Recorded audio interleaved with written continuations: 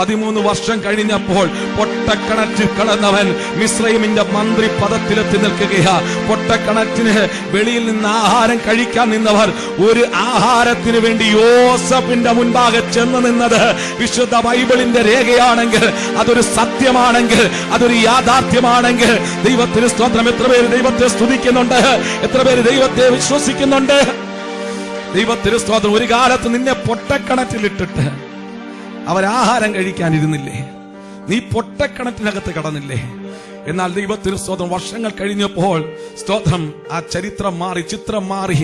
ഇപ്പോൾ നോക്ക് സ്തോത്രം, സമൃദ്ധിയായി ആഹാരം കഴിക്കത്തക്കവണ്ണം ദൈവത്തിന് സ്തോത്രം, സമൃദ്ധിയായി വാരിക്കോരി കൊടുക്കുവാൻ തക്കവണ്ണം ദൈവത്തിന് സ്തോത്രം. യോസഫിന്റെ അവസ്ഥകൾക്ക് ദൈവം മാറ്റം വരുത്തി. ദൈവത്തിന് സ്തോത്രം. എത്ര പേർക്ക് അതിന് ആമേൻ പറഞ്ഞ് ദൈവത്തെ ഒന്ന് സ്തുതിക്കാൻ കഴിയുന്നുണ്ട്? സ്തോത്രം.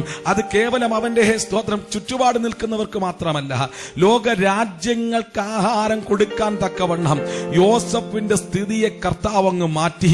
ദൈവത്തിന് സ്തോത്രം. എന്നാൽ അവനെ പൊട്ടക്കിണറ്റിലിട്ടവർക്ക് എന്താ പറ്റിയതെന്ന് അറിയണ്ടേ? അവരാഹാരത്തിന് വേണ്ടി യോസഫിന്റെ മുൻപാകെ വന്നു നിന്നു.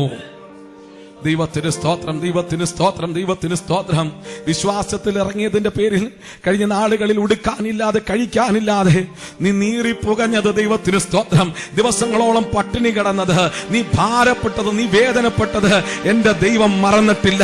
ദൈവത്തിന് സ്തോത്രം. എത്ര പേർക്ക് ദൈവത്തെ സ്തുതിക്കാൻ കഴിയുന്നുണ്ട്? പ്രിയപ്പെട്ടവർ, ഇത് നമ്മുടെ അനുഭവമാണ്. കഴിഞ്ഞ നാളുകളിലെ നമ്മുടെ ജീവിതമാണ്. അന്നൊക്കെ നമ്മൾ അനുഭവിച്ച പല പ്രതിസന്ധികളില്ലേ? അന്നൊക്കെ നമ്മൾ അനുഭവിച്ച പല ബുദ്ധിമുട്ടുകളില്ലേ? എന്നാൽ ഇന്നിന്റെ അവസ്ഥ എന്താ? സമൃദ്ധിയായി നമ്മുടെ വീടിനകത്ത് കലത്തിലെ മാവ് അല്പം പോലും കുറഞ്ഞു പോകാതെ, ഭരണിയിലെ എണ്ണ അല്പം പോലും വറ്റിപ്പോകാതെ എല്ലാ നാളും സമൃദ്ധിയിലേക്ക് നമ്മളെ കൊണ്ടുവന്ന ആ ദൈവത്തിന് എത്ര പേർക്കൊന്ന് സ്തുതിക്കാൻ കഴിയുന്നുണ്ട്? ദൈവത്തിന് സ്തോത്രം. ഇതാ ദൈവത്തിന്റെ പ്രവൃത്തി, ഇതാ ദൈവത്തിന്റെ കരം. ദൈവത്തിന് സ്തോത്രം. ആ ദൈവം നിന്റെ ദൈവമാണ്. യോസഫിന്റെ ദൈവം നിന്റെ ദൈവമാണ്.